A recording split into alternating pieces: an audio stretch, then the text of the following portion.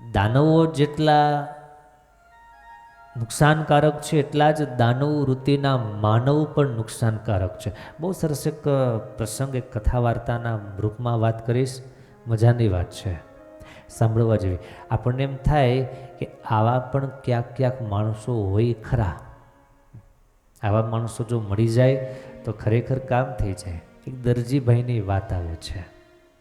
એક દરજી ગામડા ગામમાં રહે, સ્વભાવ એકદમ સાધુ જેવા, સંત જેવા, મન એકદમ વૈરાગી, નહીં રાગ નહીં દ્વેષ, એકદમ સાદાય, સરળતા, ધર્મમાં માનનારા, સત્યના આગ્રહી, કુટુંબનું ભરણ પોષણ કરવા માટે દરજી કામ કરે, પણ એ પણ એવી શ્રદ્ધાથી જ.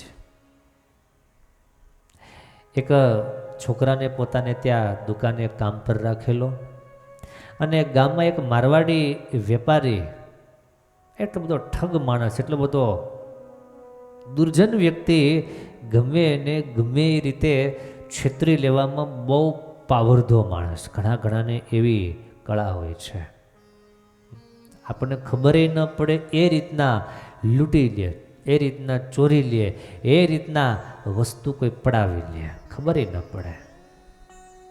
મુંબઈની ટ્રેનમાં જાઓ, લોકલ ટ્રેનમાં આપણે એવું સાંભળ્યું છે કે પાકેટ ચોરો, પાકેટ ખિસ્સું કાતરા માણસો ખિસ્સું કાપી જાય, ખબર ન પડે.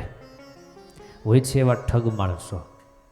હવે એક આ ઠગ જ્યારે પણ દરજી પાસે કપડાં સીવડાવે અને સીવણ કામના બદલામાં જે કંઈ મહેનતાણું આપવાનું હોય એ મહેનતાણું ખોટા સિક્કાના રૂપમાં આપે. ખોટા સિક્કાઓ આપી અને દરજીને છેતરવાનો પ્રયાસ કરે. દર વખતની આ સિસ્ટમ. દરજી કાંઈ બોલે નહીં. પેલો વેપારી મારવાડી એમ સમજતો કે આને સાચા ખોટામાં કે ખબર નથી પડતી લાગતી, કે આ સિક્કો સાચો છે કે ખોટો, આ દરજીને ખબર નથી પડતી લાગતી, અને એ વાતનો એ ગેરલાભ ઉઠાવે. એક દિવસ એવી ઘટના ઘટે કે દરજી ભગત ઘરે જમવા માટે ગયા હોય, અને એ સમયે દુકાન પર પેલો છોકરો જે કામ પર રાખેલો હોય એકલો હતો. મારવાડી આ દરજીની દુકાને એવું સીવવા માટે નાખેલા કપડાં લેવા માટે, અને રાબેતા મુજબ જ ભૂલથી આવી ગયેલા ખોટા સિક્કાઓ લઈને જ એ બધા સિક્કાઓ લઈને આવેલો હતો કે લે આ રૂપિયા મારા કપડાં મને આપી દે. પેલા છોકરાએ કપડાં આપ્યા અને સામે પેલા ઠગે રૂપિયા આપ્યા, પણ રૂપિયા જોતાની સાથે જ પેલો છોકરો બહુ હોશિયાર ચાલાક હતો, અને તરત જ ખોટા સિક્કાઓ જેતા બધા ખોટા સિક્કાઓ એક બાજુ કરી અને કહે છે કે આ ખોટા સિક્કા છે, આ નહીં ચાલે, આ સિક્કા પાછા લઈ લ્યો અને બીજા આપો. પેલો મારવાડી કહે તું નોકર છો ને, તારું કામ કરવાનું છે, તું તારું કામ કર, આ પૈસા મેં આપ્યા છે લઈ લે, હાચા ખોટા વગેરે તારે જોવાનું નથી. તું નોકર, તને શું ખબર પડે? તારો શેઠ કોઈ દિવસ મને સિક્કા પાછા આપતો નથી, અને તું નોકર થઈ અને પાછા આપે છે. આમ થોડી ચર્ચા કરે, થોડીક માથાકૂટ કરે છે, અને ત્યાં પેલો દરજી દુકાન ઉપર આવ્યો. બેની માથાકૂટ એમણે જોઈ અને તરત કીધું ભાઈ શું છે, ભાઈ શું તકલીફ થઈ? પેલા છોકરાએ તરત કીધું કે શેઠ આ મને ઠગવા આવ્યો હતો અને એણે મને ખોટા રૂપિયા આપ્યા, ખોટા સિક્કા મને આપ્યા. દરજી કહે છે બેટા એ લઈ લે. પણ શેઠ તમને ખબર છે ને કે ખોટા સિક્કા દર વખતે આપી જાય, તમે ખોટા સિક્કા લઈ કેમ લ્યો છો? તમે શું કરો છો એનું? આવી રીતના દર વખતે આ આપણને ઠગી જાય છે, ધૂતી જાય છે, આપણને ખોટા સિક્કા આપી જાય છે.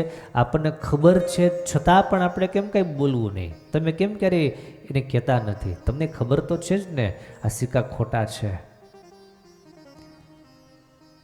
દરજીએ બહુ સરસ વાત કરી, બેટા હું જાણું છું કે સિક્કા ખોટા છે, તો તમે લઈ કેમ લ્યો છો? હું એટલા માટે જ લઉં છું કે જે સિક્કા એ માણસે આપણને ઠગવા માટે, આપણને છેતરવા માટે સિક્કા આપણને આપ્યા. એ સિક્કા જો આપણે ન લઈએ તો એ સિક્કા બીજાને ત્યાં જાય અને બીજા બિચારા કોક ગરીબ માણસ હોય અને એને ખબર પડે ન પડે અને દુઃખી થઈ જાય, હેરાન થઈ જાય. ઓલરેડી હેરાન થતા હોય એમાં આવા કોક ઠગ મળી જાય તો વધારે હેરાન થઈ જાય. એટલા માટે એને આપેલા ખોટા સિક્કા હું લઈ લઉં છું અને જમીનમાં દાટી દઉં છું, જેથી કરીને બીજા કોઈ ઠગાય નહીં. આપણને 2 પૈસા ઓછા મળે એટલું જ ને. જમીનમાં દાટી દઈએ એટલે જેથી કરીને એ વ્યવસ્થા જ આખી પૂરી થઈ જાય. પછી આ ખોટા સિક્કાએ કરીને બીજા કોઈ હેરાન થાય નહીં. આવી રીતે હું સિક્કાઓને લઈ લઉં છું અને આપણું કાર્ય કરીએ જઈએ. બાકી ભગવાન બધું જુએ છે, ભગવાનને બધી જ ખબર પડે છે. આવું પેલો દરજી બોલ્યા એટલે આ વાત સાંભળતાની સાથે પેલા માણસની આંખો ઉઘડી ગઈ કે આને ખબર છે કે હું આને છેતરું છું, છતાં પણ એ ક્યારેય એક હરફ ઉચ્ચારતો નથી. માટે કોઈને છેતરવા એ બહુ મોટું પાપ છે, એ બહુ મોટો અપરાધ છે. એ માણસ તરત જ માફી માગે છે, સાચા સિક્કા આપે છે અને વિચાર સંકલ્પ કરે છે, પ્રતિજ્ઞા લે છે, આજ દિવસ પછી હું ક્યારેય કોઈને છેતરીશ નહીં, આજ પછી ક્યારેય કોઈને હું તૂટીશ નહીં. જો સંત અને અસંત આ ધરતી ઉપર 2 પ્રકારના માણસો હોય છે. સંતનો ભગવાન રક્ષણ કરે છે, સુરક્ષા આપે છે, અને અસંત છે જે છે દુર્જન છે એનો ભગવાન સંહાર કરે છે.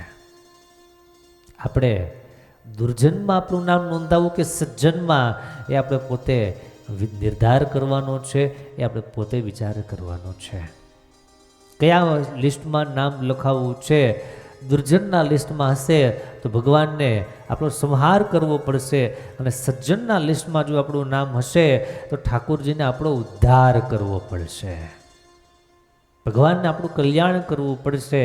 તો આવો આ કથા સાંભળીને એક વાત નિર્ધાર કરીએ કે ભાઈ દુર્જનો હોય, દાનવો હોય, રાક્ષસો હોય, એમની માથે કંઈ શિંગડા નથી હોતા. એ એમના સ્વભાવે કરીને, એમના કાર્ય કરીને નક્કી થાય છે કે આમાં દુર્જન કોણ છે અને સજ્જન કોણ છે. 2 પ્રકારના માણસો હોય છે. ભગવાનના સાધુ હોય છે, એ બધું સહન કરીને પણ સૌને સુખની લાહણી કરતા હોય. નરસિંહ મહેતાને દુર્જન માણસોએ ઘણા હેરાન કરવાના પ્રયાસો કર્યા, ઘણા એને હેરાન કર્યા, છતાં પણ એના બદલામાં એમને ક્યારેય દુર્જનતા નથી દાખવી. મારો ભગવાન, મારો સાંભળ્યો જે કરશે તે સારું, ભગવાન તો આને સદબુદ્ધિ આપજે. આવી રીતે નરસિંહ મહેતાએ પોતાની સજ્જનતાના દર્શન કરાવ્યા છે. આપણે પણ આ કથામાંથી એવી પ્રેરણા મેળવવા જેવી ખરી કે ઠાકોરજીએ આપણને જો બુદ્ધિ આપી હોય, ઠાકોરજી આપણને જો સારું જીવન આપ્યું હોય, એનો આભાર માનવાને માટે દુર્જન ન બનીએ પણ દિન પ્રતિદિન સજ્જનતાના શણગાર આપણા જીવનમાં વધારતા જઈએ. એ ભગવાનના ભક્તની સાચી શોભા છે, એ સાચી શોભા.